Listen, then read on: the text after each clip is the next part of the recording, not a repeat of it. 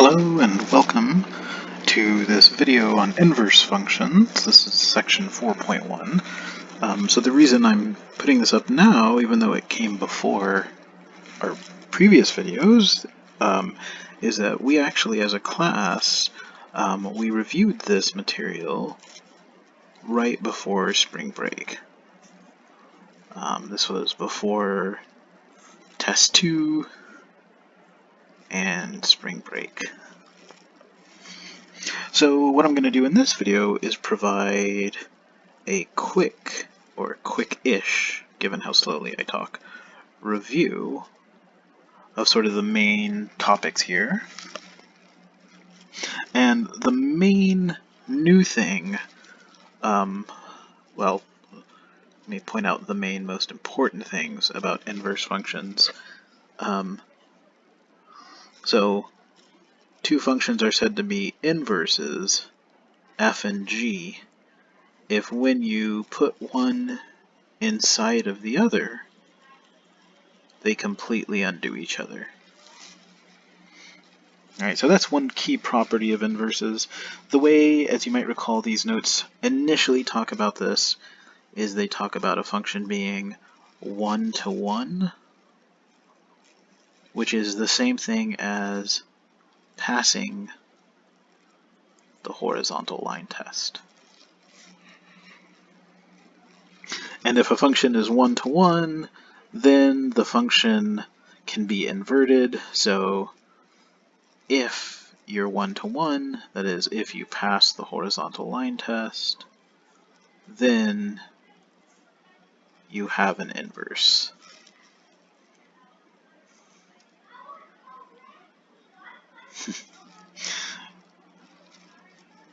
Okay, that's sort of half of the notes. The other half is really all about how you take a derivative of an inverse function.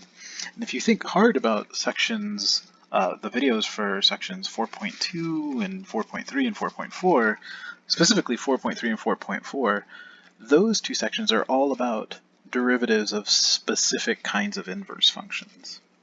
So 4.1 starts off with a kind of quick review of what inverses are, and then the calculus of them is, how do I take a derivative of an inverse? And we usually don't call it f and g, we usually call the inverse f with a -1. What does this equal?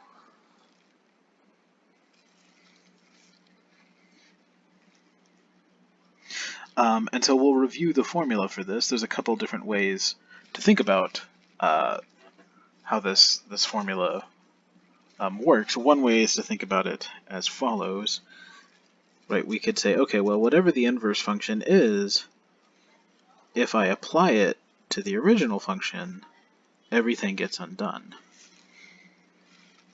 And now when I take derivatives, so let's just say d by dx for take a derivative, well, some of this is easy to differentiate. The derivative of x on the right-hand side becomes 1, and the derivative of that composition becomes a mess. But at least it's a mess I can understand using the chain rule. I get the derivative of the outside function. Let me write this slightly differently. I get the derivative of the outside function, so it's really primed, times the inside times the derivative of the inside function.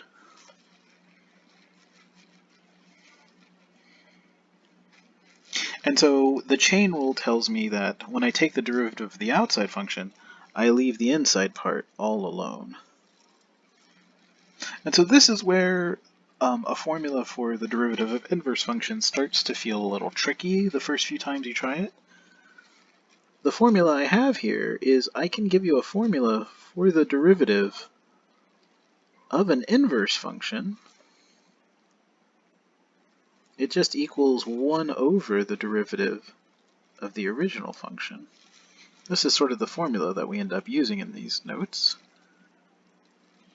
The weird part about this formula is this part right here, and this is what we focused on right before spring break was that we are plugging in not x, but f of x into the derivative of the inverse.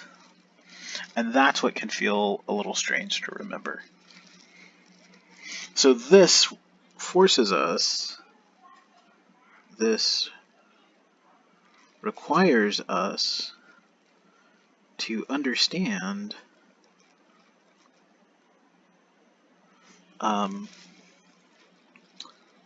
the inputs and outputs for our original function.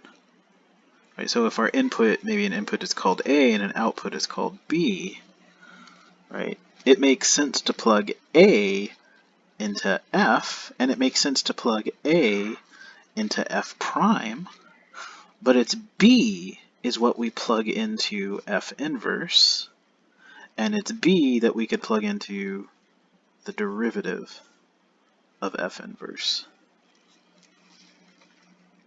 Okay, so let's, again, I'm going to try and make this a quick video since technically we talked about it, but let's just see a few things here.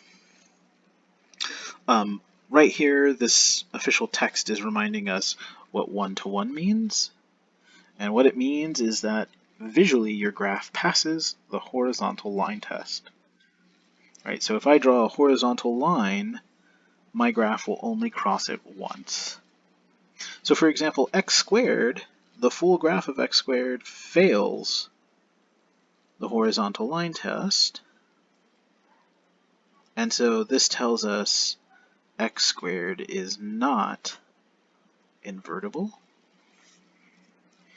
But this function on to the right here, f of x equals x to the 1/3, passes the horizontal line test, and so this function is invertible.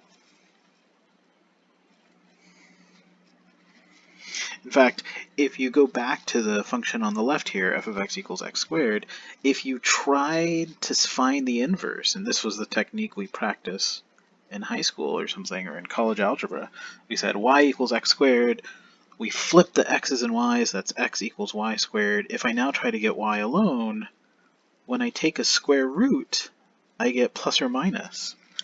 And so the inverse function, if it were even a function, would look like this. And the whole point is, this would be, this fails the vertical line test. Right, so this proposed inverse function isn't even a function, because it fails the vertical line test. Okay, so there are a couple examples here, or one example that I'll skip over. And here's the geometric picture. It says if we start with a function, let's say the red one is f of x, then the inverse function, which I'll try and notate in blue, you can get a picture for the inverse by doing the following. Every point on your original graph, you just reflect it through the line y equals x, and it will produce for you a new point on the inverse function's graph. And the reason this works is because what does it mean to reflect through the line y equals x? When you reflect through this line, what you're really doing is you're swapping x and y. So for example, this red point I'm indicating, this is maybe 0, 1, and if I flip x and y, it produces the point 1, 0. And flipping x and y is the same thing as switching what's the input and what's the output. And that's exactly what the inverse does. It switches the output, it turns it into an input. Okay, so that's just sort of a quick review. So here's an example we can think about. Is the following graph f of x equals 2 times x to the 3/7. Is this 1 to 1? And I think we can agree that yes, this is 1 to 1. Anytime I draw a horizontal line, when it crosses the graph, it only crosses it once.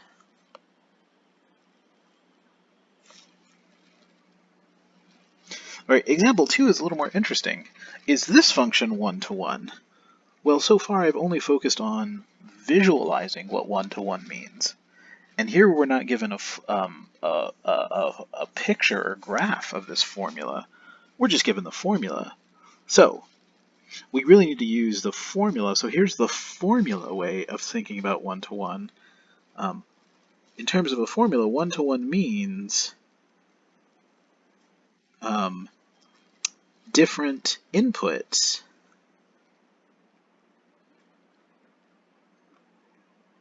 go to different outputs.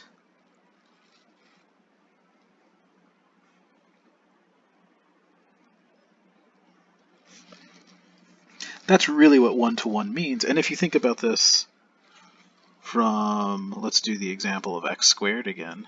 From the example of x squared, which we said was not 1 to 1. Right? The reason I said this was not 1 to 1 is because when I drew a horizontal line, it sometimes crosses this thing more than once. In fact, when it crosses it more than once, what we're really saying is these two inputs over here, maybe this is -1 and this is 1, they get sent to the same output. That's what causes the horizontal line failure.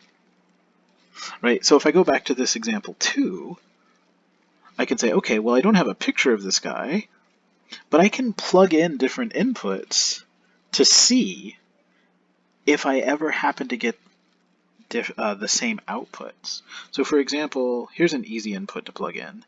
F of 0 for this function, that's going to be 0 plus 0 squared, all to the 7th power, that's just 0. And if I check f of 1, that'll be 1 plus 1 squared, all to the 7th power, that'll be 2 to the 7th power.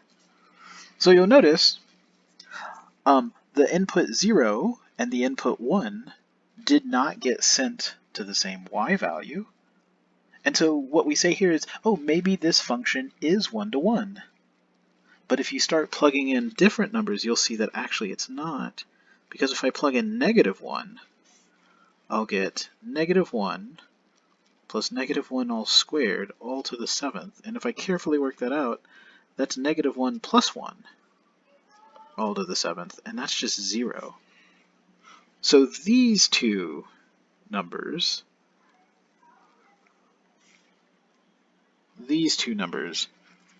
0 and -1, got sent to the same output, 0. And so that tells us f of x is not 1 to 1. Okay, so example 3, this is actually really relevant to our work in section 4.4. So maybe I should make a note of that. This is relevant to inverse trig stuff. But this is just asking, is the function 3 times sine of x, does it have an inverse if we only look at it on this interval? And if I do a quick sketch, well, I kind of know what sine of x looks like, which means I kind of know what 3 times sine of x looks like. 3 times sine of x is going to get stretched 3 times as high.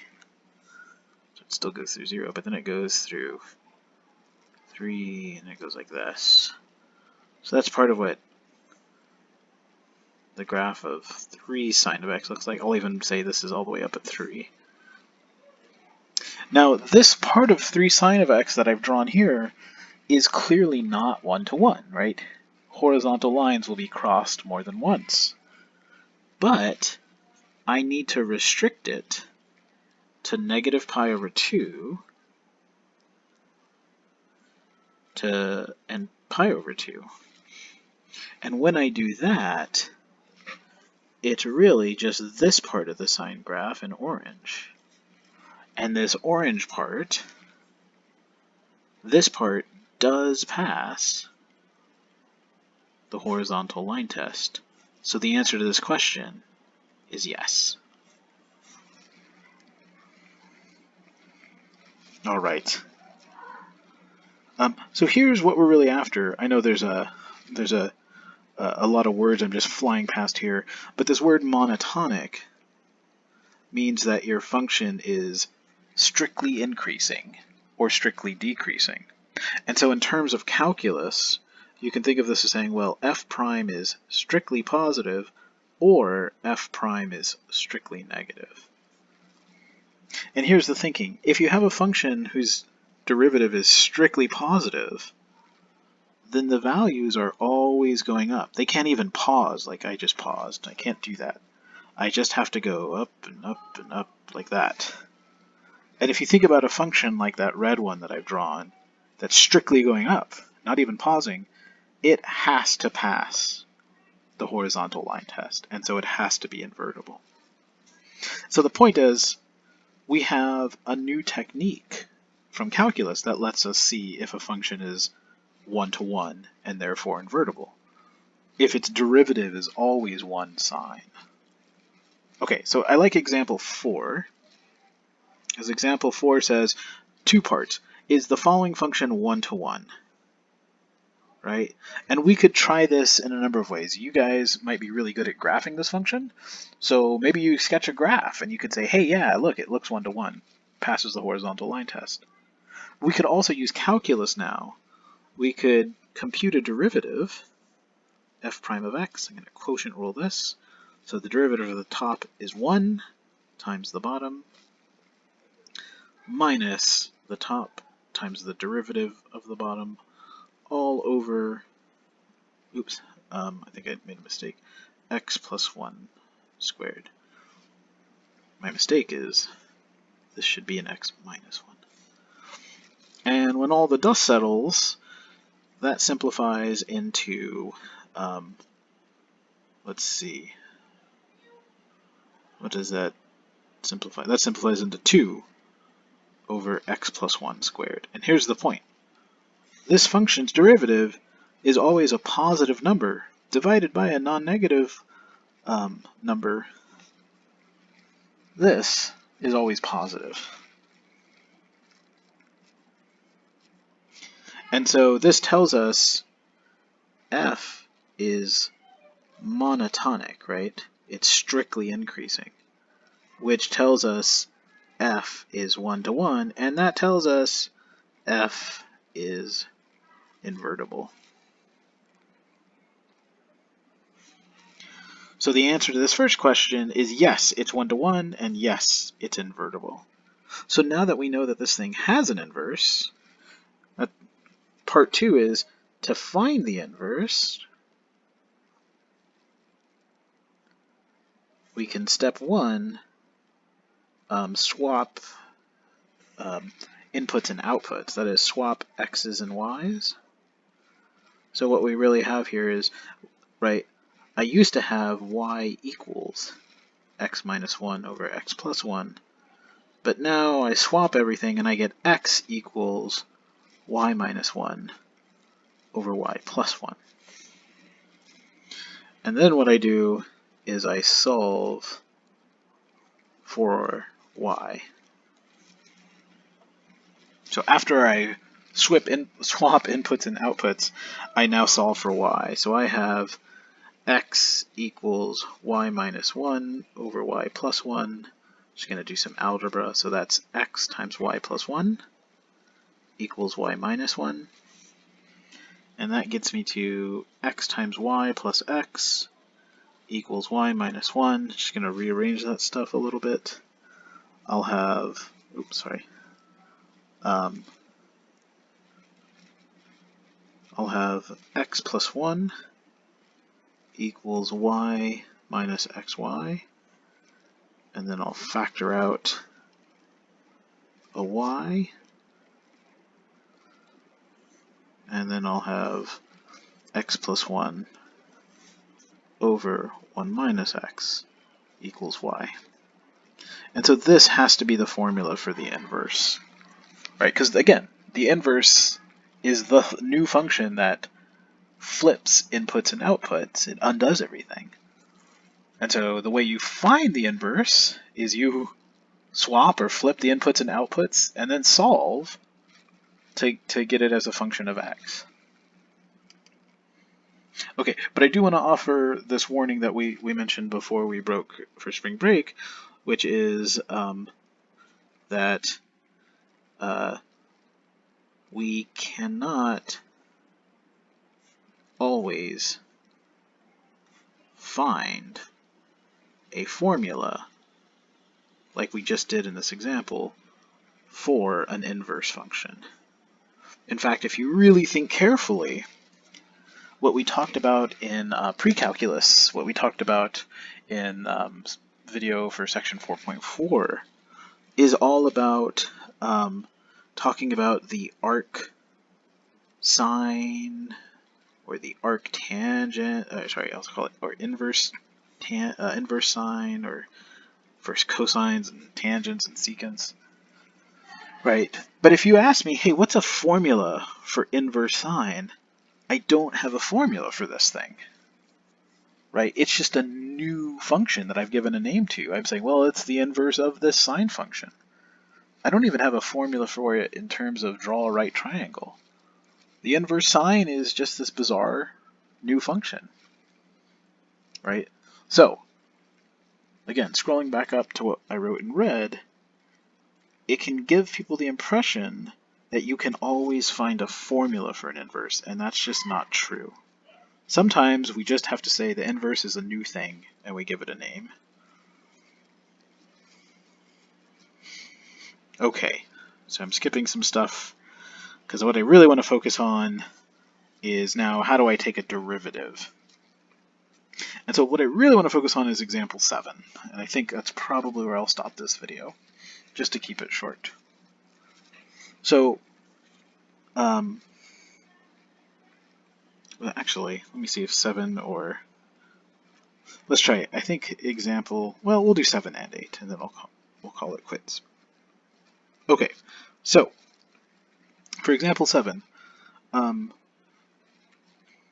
we want to find the derivative of the inverse function at a point. We're plugging in 8 into the derivative of the inverse. And we have a couple ways we could do this. I'll write out one way you could do it is find a formula for the inverse. Right, sort of do what we did in the previous example.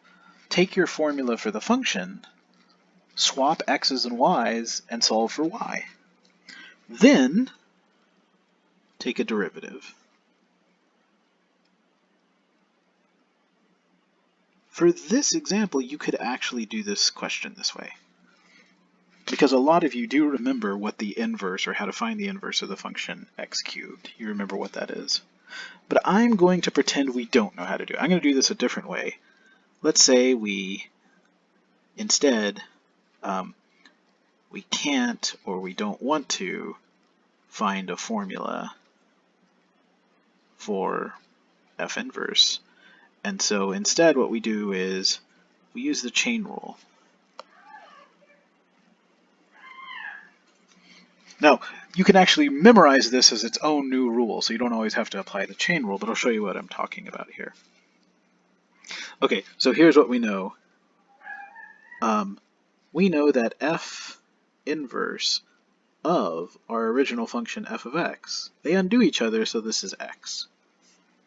So, I'm going to use the chain rule, just like I did at the beginning of this video, to take a derivative, right? And the left side, I have to take a derivative of the inverse, so I put a prime around that weird thing, and plug in the inside function, and then times the derivative of the inside function. The right-hand side is ridiculously easy because the derivative of x is 1. So what I used there was the chain rule. That's what I mean by this option. But now I can solve for the derivative of the inverse, I get that. So let me go back to this typing for this question. It wanted to know, we were asked to find the derivative of the inverse plugging 8 into the inverse. So I want to plug in 8 here. I want this to be 8, which means I want f of x to equal 8. Right? So this is the one part about this formula for derivatives of inverses that can often become tricky, is I'm not going to plug in 8 for x. No. I don't want to do that.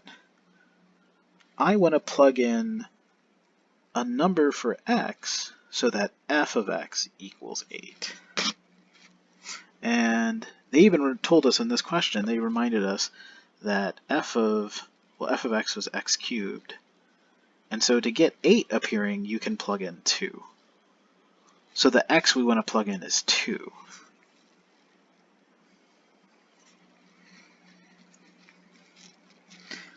Okay, and the derivative of f of x is, of course, 3x squared. That's actually the easy part. But we don't want to plug in 8 here. We want to plug in the x value that gives me 8 as an output. So that's going to be 3 times 2 squared. That's going to be 12. So the final answer here is 1 over 12. All right, let me try and do example 8 relatively quickly.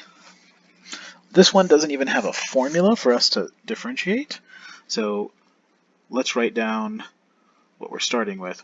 We want to find the derivative of the inverse at 1. So I'm just going to remind you, the derivative of the inverse, what you always plug in here is f of something. So for right now, I'll just call that f of, I don't know, a, I guess. I could call it f of x. And from our chain rule formula that we practiced and saw above, that's just going to be 1 over f prime of a. So notice, just from this first green box that I made, what I need the thing I'm plugging into the inverse's derivative, I need that to be 1. I need f of a to equal 1. So now I go and look at these options they provided us, and I have to confess, these are always going to be confusing options. Right? Almost all of them have the number 1 in them somewhere. Right? But I hope it's clear that we don't want this option, because that's not giving us f of something equals 1. But we do want this one. Right? That option tells me the a I was looking for had to be 3, right? Because that option told me f of 3 was 1. And then over on this side, I now learn, okay, a has to be 3, so the derivative of the inverse at 1, that's the derivative of the inverse at f of 3, is 1 over f prime of 3. And so that tells me, oh, this has to go in here, so I finally get my answer of 1/5. All right, so we have completed notes on this already, but I did want to post a shorter-ish video that reviewed this. I hope it's helpful, and I hope you guys are all hanging in there. All right, have a good one.